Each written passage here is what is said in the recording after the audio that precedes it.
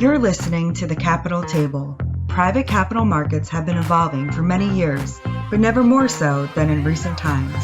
Take a seat at the Capital Table with leading experts discussing insights into the private equity and M&A worlds, and take away the knowledge you need to excel in a rapidly changing marketplace.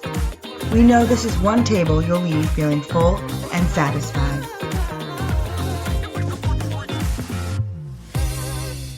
Everybody, welcome to this episode of the Capital Table. Excited today to visit with Brent Blankenship with Trivest as we discuss a little bit about the trends in the M&A market and kind of how that ties into some of the trends and what's going on with non-control capital. So Steve Brady, partner with Witham and leader of our transaction advisory practice. Thanks for joining us to our audience. And Brent, welcome to the Capital Table. Thanks, Steve. It's great to be here. I appreciate you and the Witham team having me on today. Yeah, so, as we lead into our discussion on what's going on in the M&A market, let's just give a little bit of your personal background, Brent, and then as we go through the discussion, we'll obviously touch on Trivest more. Yeah, that sounds great, Steve. Thank you. So I'm a Memphis guy, raised in Memphis, Tennessee. Went off to Furman University in Greenville, South Carolina, where I played football. And then moved back to my hometown and started my career at Morgan Keegan. Morgan Keegan was a Memphis-based investment bank and trading house that was the investment banking arm of Regions. During the financial crisis, that business ended up getting sold to Raymond James. I moved up to New York and had a myriad of roles at a startup and eventually joined a Carlyle and Warburg Pincus-backed portfolio company. We were lucky to be able to exit that business and sold it to Morningstar in late 2019. And after integration, I went and joined the team at Sheridan Capital, which is a healthcare-focused private equity firm in the lower middle market, and recently joined Trivest in our non-control fund to lead originations and help increase market awareness about our non-control capital solution here. But obviously a great background for our audience, and certainly we've known Brent for quite a while and brings a lot to the table. So with that varied background and what you're seeing at Trivest right now, Brent, 2024 was an interesting year. I think I can speak for the entire M&A market. We all entered 2025 with a lot of optimism and a lot of momentum, and we're talking about the middle of 2025 and about to see the first half end. What trends are you seeing? How have you seen the first half of the year, and what do you see as you look into the crystal ball for the rest of the year? Yeah, maybe I'll take a step back just to talk a little bit about Trivest first, because I think that will help put context around my comments on what we're seeing. So Trivest, founded in 1981, Steve, one, if not the oldest private equity firms in the South. We are based in Coral Gables, just south of Miami. Currently manage north of $6 billion across 4 fund strategies. We are generalists in our approach, and so we'll invest across sectors. But we do focus exclusively on investing in founder and family-owned businesses, which we believe is a specialty in and of itself. Across those 4 funds, we currently have 50 separate portfolio companies, ranging from manufacturing, value-added distribution, healthcare services, residential services, broad business services, and facility and essential services. And historically, we focused on control investing. In fact, 3 of the 4 funds that we've raised here and are currently investing out of Trivest are control funds. But about a decade ago, we spotted an opportunity to access some of the higher quality companies that we were meeting that weren't ready to sell yet. And so we launched a fund focused on buying less than 50% equity stakes in these high-growing businesses, fast-growing businesses, and we call that the Trivest Growth Investment Fund, TGIF, and that's where I sit. Our investment mandate is spanning from $1 million EBITDA in our Discovery Fund up to $15 million plus EBITDA businesses across Recognition and TGIF. So we really see a broad spectrum of transactions in the lower middle market. Last year, we looked at almost 5,000 deals closed north of 75 transactions. And so 2024 was a better year for us. We were one of the most active firms in our space. And that was quite a jump up from 2023, which just felt like every deal was dragging on and really struggling to get across the finish line. I think that there was a lot of optimism post-election coming into Q1. I think a number of closings bled into Q1 of this year. And then as everybody listening to this can probably speak to from their own experience, everything changed in early April on Liberation Day, and people have pulled back for being active deal makers. I'll say now, in regards to tariff, this is nothing that anyone else has not heard. We don't know where anything is going to shake out. I do think it's become more of a discussion point in every investment committee, and deals that have heavier reliance on imports are going to face a tougher road to close. I think you're seeing a lot of shift among sponsors in the lower middle market moving over towards services and service-based businesses. We made that shift about a decade and a half ago, and now around 75% of our portfolio sits in the broad services category. And because we find that those mission-critical, reoccurring revenue businesses that are even can be spec'd into their client standard operating procedures tend to be more recession resilient and less reliant on global macro headwinds or tailwinds, and tend to make themselves a better candidate for a private equity partner. Maybe just the last thing I'll comment on around what we're seeing now, and I won't prognosticate about the back half of this year, although I will note that I'm hearing from every banker that I speak with that the pipelines are full and the deals are ready to come to market, just waiting for the right time. That said, I feel like I've been hearing that for several years now. And so when those deals come to market, us and the rest of the financial sponsor community stand ready. I think maybe one last comment for you, Steve, that in this environment on the exit front, you're seeing buyers that are much less willing to tolerate a number of add backs. So for people like yourself on the task side, for our banker friends listening in, and for business owners that plan on coming to market, really having the clean financials and not trying to get credit on either pro forma adjustments or add backs really will make the process a little bit smoother, in my opinion.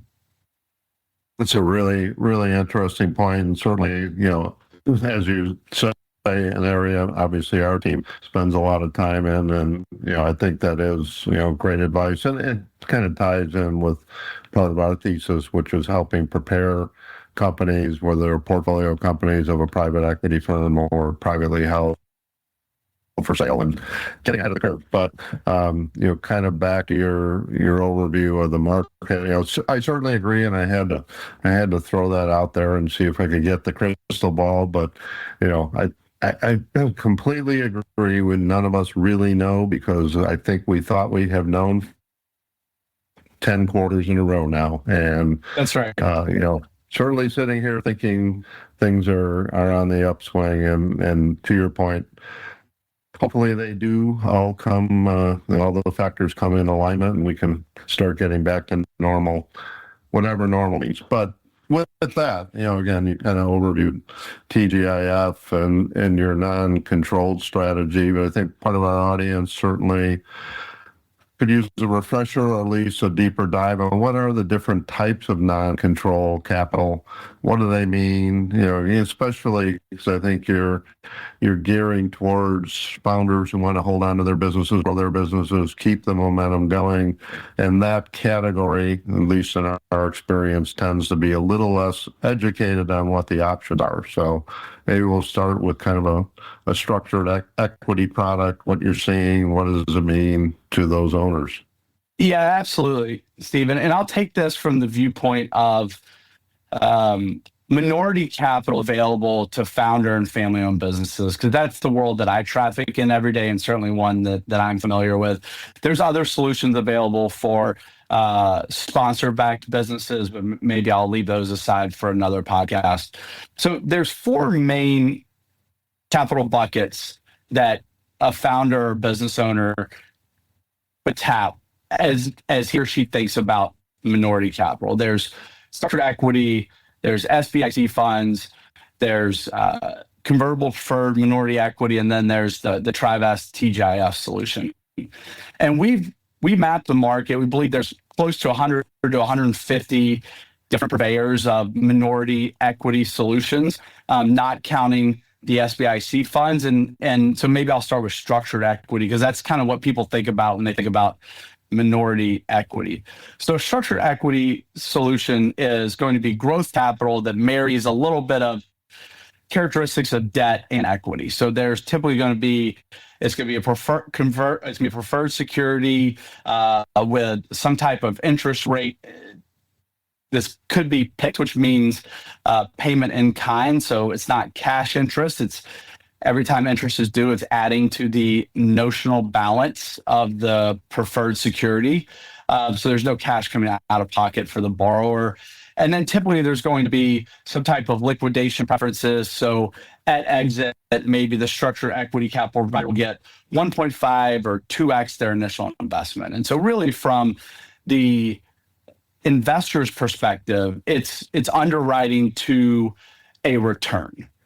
If you compare that to an SBIC fund, which is debt with some type of maybe allocation to co-invest or warrants, the SBIC funds are able to access leverage via the U.S. government's SBA program. But then that comes with certain mandates around size of businesses that they can invest in. And so they have a narrower aperture, but do have low cost capital that's going to sit somewhere in between bank debt and structured equity.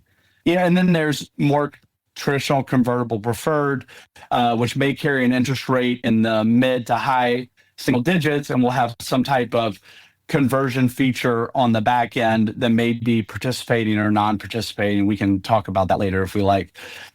Lastly, there's Trivest and the TGIF security that we think is fairly unique in the market, because it's fully aligned with the founders that are taking on an investment from us. And again, we're buying less than 50% of the business. I'll go through the math with you real quick. Let's say we meet a founder whose business is worth $100 million and they agree to sell us 20%. We'll go and scoop $20 million out of our $750 million fund three, and we'll hand that to the founder, and we'll put no restrictions on how he or he uses those proceeds. If they want to invest back in the business or go take some chips off the table, buy out a silent partner, we put no restrictions on that capital. In addition, future distributions that the founder is typically taken out of the business, we will allow those to continue to happen. So we'll put no restrictions on cash coming out of the business. We'll just take our pro rata share. So if the founder wants to go and take $5 million in distributions out at Christmas time the next year, we'll take $1 million, our 20% pro rata share, and the founder will take $4 million. We have at Trivest the Path to 3X playbook, which is our value creation playbook implemented by the 15-person value creation team we call PSG, our portfolio support group. And we're underwriting every transaction to look for a 3 times return on our investment. So for every dollar our investors give us, we're hoping to invest and turn that into $3 we can turn around and give them back in 4 to 6 years. If we're able to do that and get this founder-owned business to $300 million, treble the size of the business, and the founder tells us they want to sell, we'll help them prepare to go to market. Business sells for $300 million. We will take $60 million, 20 times 3, and the founder will get $240 million. So it's a fairly straightforward security, and one that allows for the founders and business owners to disproportionately benefit from our investment in the work we're doing. So there's a whole host of capital solutions out there for those businesses that don't want to give up control and do either a strategic transaction or a more traditional controlled private equity deal. That's a really fascinating solution, and certainly one, knowing Trivest, that we've seen in operation, and really does provide a unique option to the business owner. Maybe a question or two just to kind of round that TGIF solution out for our audience. I mean, as you said, you're letting them completely run the business, make the decisions, use the capital as they see fit. Are you board oversight? How do you um, stay involved in the investment through to that ultimate exit? And, how do you position that? Yeah, it's a fun question because with control investing, when we in our funds, Discovery, which is our microcap fund, mid market, which targets $4 to $15 million EBITDA businesses, and then Recognition, which invests in $15 million plus EBITDA businesses. Not only are we owning more than 50% of the business, we also have board control. And so you can compare that to TGIF, where we do not have board control. And so there's a couple of differences. One, with our 3 control funds, we can tell the management what to do.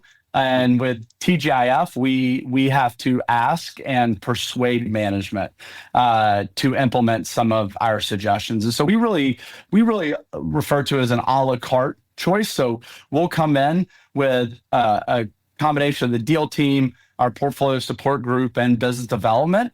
And we'll have done our work on the investment that we just made. And that what we call our onboarding meeting with that founder-owned business, our family-owned business. We're going to say, here's how we understand your business. Here's the 7 areas where we think we can help. FP&A, sales and marketing, what we call commercial excellence, revenue optimization, margin expansion, human talent and human capital, go-to-market strategy, procurement, vendor diversification, et cetera. Geographic expansion via M&A especially is an important piece for us. And we can lay out this menu and allow the founder to pick and choose where they want help immediately. And so it really means we have to not only build a very strong relationship with the owner before we close the investment, and this speaks to our promise to owners not to retrade on the LOI, because we spend so much time up front getting to know our partner in a deal. And so it really needs to, and it's going to come down to that kind of working relationship where there's trust already established. And so it really is the closest thing to a true partnership you can find in the capital markets, because we are an active partner.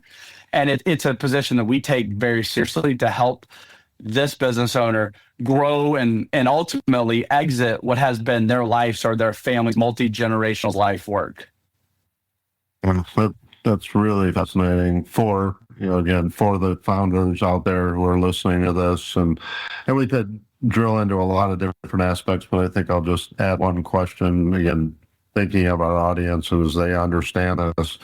As that business grows, and you outlined some nice numbers in your example for an ultimate $300 million exit, obviously it's easy to assume you would want to be in position if more capital is needed. But, what are the owner's options if additional capital is needed along the way? Again, obviously, Trivest has the capability for that, but is it preferential rights, right of first refusal, or, how does that get structured? Yeah, that's a great question. And we will reserve capital in our fund for follow-on equity needs. And so we have the ability to do that and have done that 24 out of 24 times in the 24 investments we've done in our non-control fund. That said, though, is let's say that in a number of years, say 5 to 7 years, the owner has decided they want to sell the business. Well, we will we have an exit prep module. We will have started that exit prep module the day after closing. We're working towards the eventual exit, and we'll obviously help the founder hire an investment banking team, build the appropriate models and decks and information requests that we know an ultimate buyer is going to want to see, so that this business can achieve a premium valuation upon exit. Now, not everybody we partner with wants to sell their business, and we understand that. And so we build in our capital solution, our security, the ability after 5 years to redeem our investment. And so, let's say we're 5 to 7 years in, Steve, and the founder says, Brent, this has been really fun, but turns out, my son or my daughter is coming out of college and is doing a really good job in the business, and I'd like to give them the business one day. And we say, that's excellent. We love family-owned businesses. Our country needs more of them. And so we will work with the founder or business owner to redeem our investment. And we have a mechanism in there where we each hire an independent third party, someone like Witham, to go in and determine the value of the business. And there's a mechanism in there to redeem those securities. So there's a whole host of, not to answer your question directly, but there's a whole host of liquidity options around, whether it's the ultimate exit to another financial sponsor, or a strategic investor, or a large corporation, or maybe it's a redemption of those securities, or maybe we just keep going in and keep all rowing in the same direction because there's enough meat left on the bone that we want to stay in the investment. There's still more work to do. And we've been some of our names for almost 10 years now. Yeah, that's great. And a great solution for the founders out there. And again, really good overview, Brent, of non-control capital solutions. I guess maybe to bring that home, both our discussion and maybe bring home the point to those founders of how this works. Do you have a good case study you can kind of talk us through of where this has been in action and how it's been a great solution for the business owner, for the founder? Yeah. Well, I have two, because across TriVest, we've had 5 exits this year. So we've sold 5 businesses, and been we're very lucky that we've been one of the few funds that have been able to return significant capital to our investors, which continues to be a point of differentiation in our market. Maybe I'll touch on Epica, because we sold that business to Ares a couple months ago, and it was a great outcome for everybody. And in fact, I'm going to be down in Nashville with the Epica team next week for closing dinner, and having Glenn Sherborne, one of the founders of Epica, with us. And he's a great guy, has built an amazing business. His whole team has just done outstanding work. So we met Glenn and his team back in 2018 when the business was called LubeZone. At the time, LubeZone was a 5-location, 6-base oil service, oil changing business for 18-wheelers. Glenn had a add-on under LOI and was looking for some capital to close that deal. We met him through a referral, and we sat down, realized that he had a great business on his hands, had a wonderful vision for transforming LubeZone into a national mobile-first fleet servicing platform. And so we invested out of TGIF Fund 2 into LubeZone in 2018. I think at the time the business was a little north of $30 million in top-line revenue. And again, 5 locations, I believe, highly focused on Texas and Oklahoma. Since then, and over the 6 years that we've been invested alongside Glenn and his management team, we've closed 10 add-ons and transformed that business into a remote-first mobile fleet servicing business for the heavy tractor trailer sector. And it's been an outstanding story. Everything from hiring, building out the C-level bench from CFO, Chief of Staff, M&A, COO, and a CTO, to implementing an ERP system, a route-based and in-the-field technician platform, and then building out an entire BI suite with data and analytics, and then doing 10 add-ons. And we did all of that without investing any additional equity in the business or diluting any of the existing shareholders. And when we went and sold that business to Ares a couple of months ago, we had a great process. That business actually attracted the most IOIs from any process in TriVest history, from what I understand. And I'm not going to dig down and see if that's true or not, because I like that story too much to take it at face value. And then Ares ultimately closed on that business, and the lender in Epica stayed on because they're so excited about the credit and what the team has been able to do, what Mike and the rest of the C-suite that's now running the business have been able to achieve, and their vision for the continued growth of the business means that not only has the original founders, the employees that owned a piece of the business, TriVest and our investors, but now also Ares and their investors will all benefit from the continued growth of this name. And we were able to return over 5 times our invested capital to our LP base through that liquidity event. Awesome. 5x MOIC is obviously gets everybody's attention. So what a great story, Brent, and just a great overview of non-control capital. So I think for our audience, hopefully there's some founders out there listening and understanding the place this can play in the growth of your company and as a solution, and certainly for others in our universe. Appreciate you listening into the Capital Table. And again, Brent, thanks so much for joining us. Steve, really appreciate the opportunity to tell the story, to talk about non-control equity solutions out there. We're very excited about Withum and the support that you provided to us, and we're excited to continue to grow our relationship with the rest of your firm. Thanks, Brent. And to our audience, we look forward to talking to you on the next episode of the Capital Table. Thanks for listening in and learning about non-control capital. Appreciate it. Bye, everybody. You've been listening to the Capital Table. For more information, please visit withum.com. Thank you for listening.